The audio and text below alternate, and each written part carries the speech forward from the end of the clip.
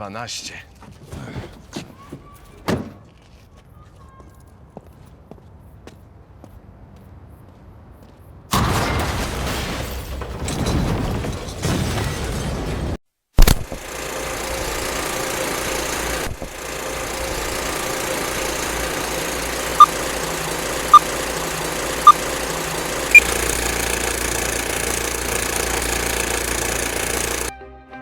Mr. Carr and the Knights Templar, or Pan Samochodzik I Templarius, is a new poly-sh adventure film on Netflix that is mostly a children's film with little serious matter.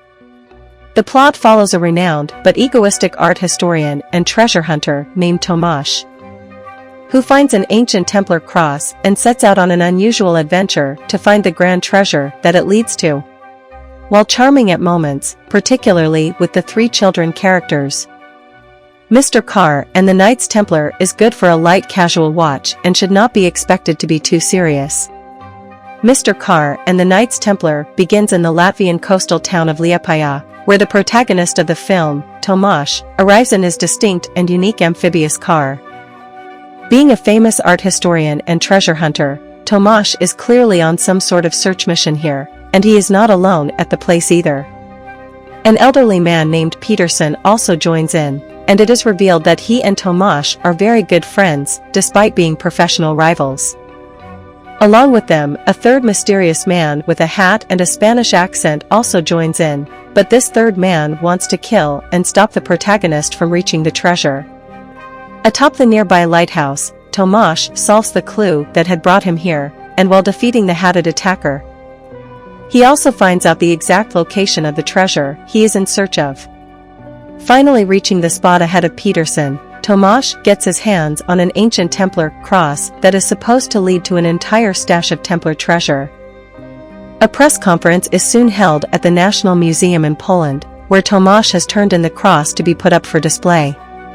In answer to a popular question about what treasure the cross would lead to, the art historian explains that Jacques de Molay and the Knights Templar found great wealth and powerful artifacts during the Crusades. One such treasure trove was being led to by the cross since it bore the signature of de Molay himself. Tomasz's boss, Dębska, later meets with him and informs him about a woman calling herself Lima, who has been claiming that there is more than one Templar cross in existence, and one is apparently hidden on her own family lands. Tomasz agrees to talk to Lima, but he ignores Dębska's warning that someone has been killing treasure hunters one after another. Very soon, though, Tomasz's close friend Peterson is also killed, and now the protagonist decides to take the warning seriously. Tomasz goes over to the hotel where Lima had been staying, and he breaks into her room to gather some more intel on her. However, two other men also do the same and instantly attack Tomasz, making it feel like they have been following the protagonist for some time. These two men had been sent by a man known as Adios, because he had been the one killing treasure hunters for all this time. Adios himself is also a treasure hunter, and he is the same man wearing a hat seen at the beginning of the film attacking Tomasz. Adios keeps trying to hurt Tomasz and other treasure hunters so that he can be the first and only one to find clues and pick up the treasure. Peterson comes to the rescue of Tomasz in the hotel room before the elderly man is killed by Adios with a car bomb. Tomasz learns from a note inside Lima's hotel room that he is to meet with the woman the next day, and when he does, it is revealed that Lima is a direct descendant of the Yatvingian people, who were skilled warriors and had been quite prominent around the time of the Crusades. Lima says that an old family legend claimed that one of her ancestors had come across a Teutonic knight on their lands sometime during the Crusade era. This knight then supposedly handed over a Templar cross similar to the one found by Tomasz to the Yatvingian warrior, asking him to keep it safe and hidden. Since then, this cross has been hidden somewhere at Lima's family estate in Milkakuk. Lima now wants Tomasz to find the cross, which is the next clue to the Templar treasure, get hold of the treasure, and give it to Lima. Tomasz does not take this invitation seriously, and he remains unfazed when Lima announces an open competition among all treasure hunters to find the cross at her estate. It is at Lima's family estate at Milkakuk that Tomasz joins the group that is to be his company for the rest of the film. This group consists of a young journalist named Anka Modzaluska and 3 children from a nearby scout camp who are eager to find the lost Templar treasure. These 3 kids call themselves Mentor, Squirrel, and Eagle Eye, with the last being the most intelligent one and also an abandoned orphan. While arriving at the estate, Tomasz also meets with a young woman named Karen, who tries multiple methods to stop the man from reaching the place. Karen is also a treasure hunter and is actually the daughter of Tomasz's friend Peterson.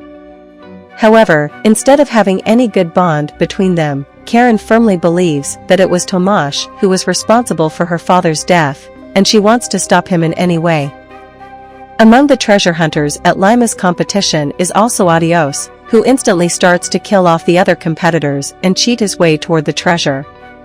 Since Lima states that the adventurers must all be in a group of 6, Karen temporarily joins Tomasz, Anka, and the 3 kids. But her loyalty always remains questionable. It is ultimately Eagle Eye, with the help of Tomasz, who solves the clue given to them and finds the location of the second cross. The burial mound, or kurgan, at the estate, is arranged in the shape of a solar cross, which is the symbol of Sol, the Baltic goddess of the sun.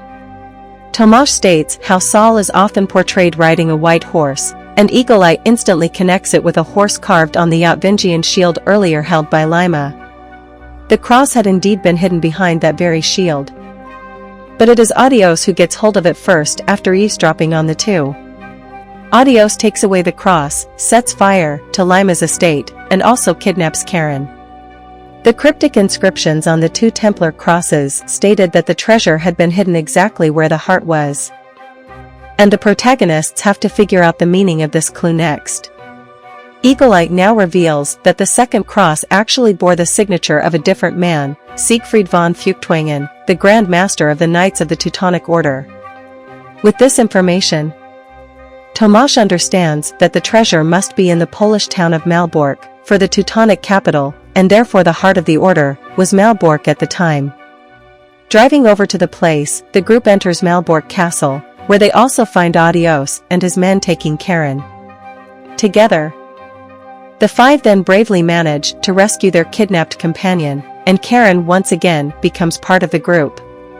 Eagle Eye and Mentor then also manage to find the secret entrance to a hidden pathway that leads to a chamber under the castle.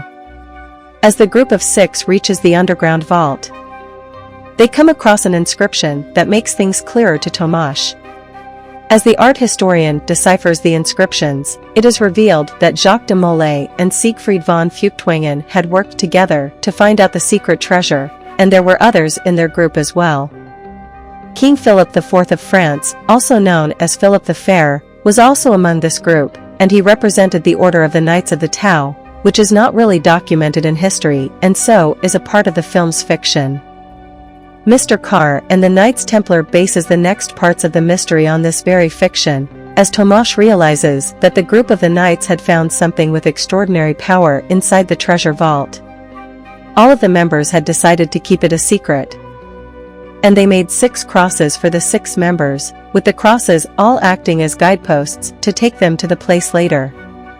However, Philip the Fair betrayed this promise as he made use of his part of the treasure and waged war with its extraordinary powers. Desiring the shares of the other 5 knights, too, Philip the Fair took away their crosses and then, unable to understand the inscriptions, got them tortured and killed. Historically, too, King Philip IV was the one who got Jacques de Molay captured and burned at the stake. Following this discovery, the group has to fight against Adios and his henchmen, but after succeeding and exiting the place, Tomasz and Anka are arrested by the police. Since the 3 children had gone missing from their scout camp, the police had been searching for them. And they arrested the 2 adults, mistaking them for kidnappers. By the time this problem is solved, Tomasz cracks the final code on the inscriptions of the crosses and realizes that the final treasure is resting at a place called Kortomowo. Karen had gone missing from the group once again. And when Tomasz and the others reach the place, they realize that Karen has now finally teamed up with Adios. Since the ultimate treasure was promised to have unbelievable magical powers, Adios and Karen interpreted it as being able to bring people back from the dead. While Karen had recently lost her father, Peterson, Adios had lost his young son some years ago, and both now wanted to access the power of the treasure and bring them back to life. In the final stages, though, Adios betrays Karen and wants the treasure all for himself. But the greedy man dies from the safety contraption built just outside the treasure vault. The vault was supposed to be accessed by a group of 6 individuals, and so when Adios tries to do it by himself, he is immediately killed. When the 6 members of the group step on 6 particular stones, a scroll is released by the contraption, following which the entire vault starts to crumble and fall in. Karen seems to get stuck in this debris, while Tomasz, Anka, and the 3 children successfully escape, as is revealed on the scroll and then, through the statements of Lima, the ultimate Templar treasure that Jacques de Molay and his group of knights found in the vault was a group of 6 children. These 6 kids had been the only children to have survived the crusade, and they had been gifted with special magical powers ranging from destruction to healing. The 6 knights had decided to take one child with each of them and hide them from the world since they could be misused for power. However, Philip the Fair betrayed this promise, and he used the child in his possession to wage horrific war and destruction. Although he wanted to get hold of the other 5 children, too, they had been well hidden by the other knights. In fact, it is revealed in the end that Lima herself was the descendant of one such child, for she still has the ability to magically heal wounds. The scroll that Tomasz finds bears the names of the 6 children and the location where they had been hidden. Lima takes this scroll and keeps it with herself so that none of the descendants of the other 5 children can be found by anyone, and their powers cannot be misused. It was to prevent another instance of Philip the Fair that Lima had appointed Tomasz and the other treasure hunters to find the scroll and hand it over to her. As the 2 Templar crosses are returned to the National Museum in Poland, Tomasz and Anka continue to be friends, with the possibility of becoming lovers in the future. They still keep in contact with Mentor, Squirrel, and Eagle Eye. At the end of Mr. Carr and the Knights Templar, Dębska informs Tomasz of another immediate case in which someone has been stealing very old icons and sending them out of Poland. With these icons apparently linked to another ancient mystery, Tomasz takes up the job, and the doors to a possible sequel film are kept wide open. So that's Mr. Carr and the Knights Templar ending explained. I hope you like this video, and please subscribe this channel. See you in another video. Bye.